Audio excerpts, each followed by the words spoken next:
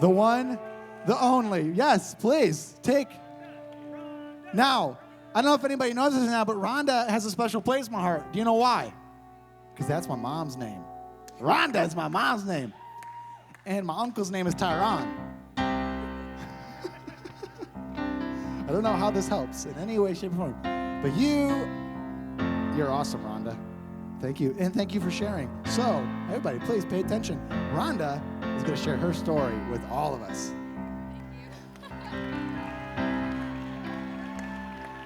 Thank you so much. This means a lot to me. This is actually the first time I've ever shared my testimony in front of a big group of people. So bear with me. First off, I would like to thank Rachel Kelly for extending this tremendous opportunity to me. Thank you, Pastor Pradeepan and the Momentum leadership team. So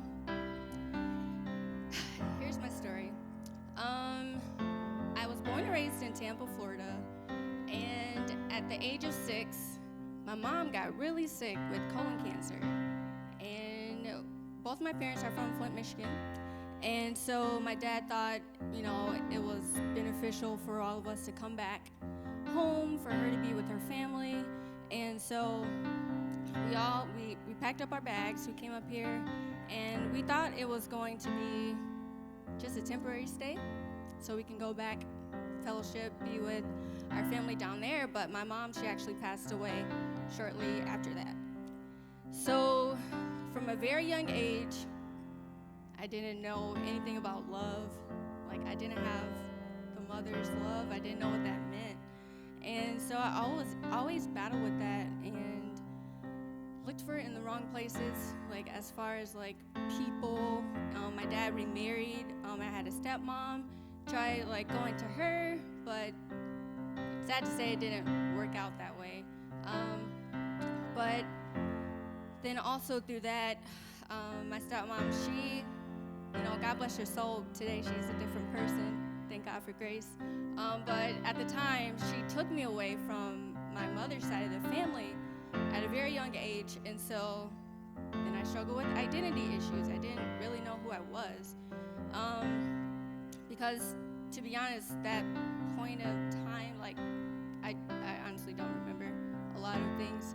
But so I just grew up with these things. I didn't know what it felt like to be loved. I didn't really know myself. So I pretty much got into, hanging out with the cool people and trying to find a sense of belonging, a sense of identity, and pretty much found myself depressed, sad, looking for a temporary happiness, but it just never worked out. And this whole time, I'm like, what is going on? Because my dad, he's a minister, and I grew up, going to church every Sunday. And, it became like this habitual thing, and it wasn't something that was like near and dear to me. So God was like this abstract thing. I just didn't know who he was. Like, it wasn't tangible. And so just, trying to really like walk out my faith, I was, on a journey trying to figure out who Christ was. Went to college in my hometown. I thought, hey, this is going to be awesome. I'll be close to my home church.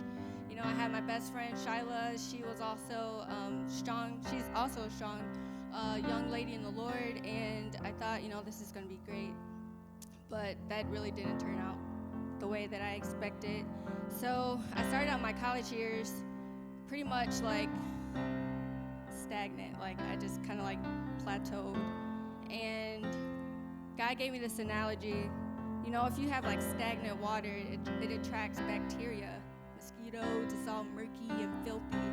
And that's what my life was like. It was just filled with all these like filthy things, all these like unnecessary things. And I just had it. I was just going through it. And I'm like, God, I just want to be happy. Like, that's all I'm asking for, just happiness. And so that continued on. And it's actually last year was when pretty much God's love transformed my life. I was at my church, and so the pastor was talking about how you can like, taste and see that the Lord is good. And I'm like, okay, that's kind of weird, but he was like, ask God to like show you who he is. Just you need to taste him. And so I just, humbly said, God, I want to taste you, I guess. I don't know. And so then, I don't know, yeah. And so he called me to go into a fast, and I was always told, don't go into a fast, like not knowing where you're going to fast for. And so I asked God, I just want to know and understand your love. And so, lo and behold, he showed me how much he loved me.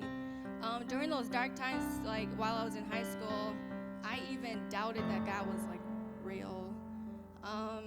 Even though like I grew up in a Christian home and everything, like the enemy was like using, the fact that I was stagnant to like just shoot his fiery arrows and like, shoot me like all these lies about faith and life, and I began to believe it. But just to know that God still loved me and that he still wanted to do something in my life in spite of me rejecting him, it meant so much to me. And when I experienced his love, it was something that I've never experienced before.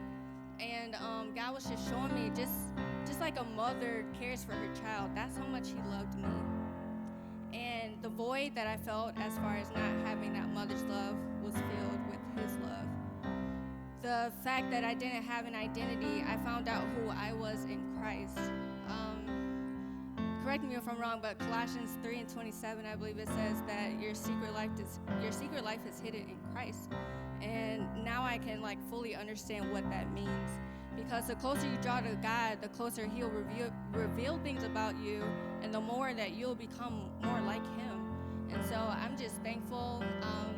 And just to sum everything up, if you feel that, God doesn't want to do anything with you because you've, haven't really been like the best person, or if you ever even doubted God, turned away from him, he still loves you. He still wants to do something in your life. He still wants to see you succeed. You can't fail with God by your side, by the way.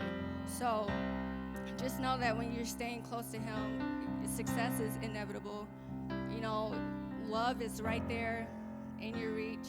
And yeah, I think that's about it. So thank you.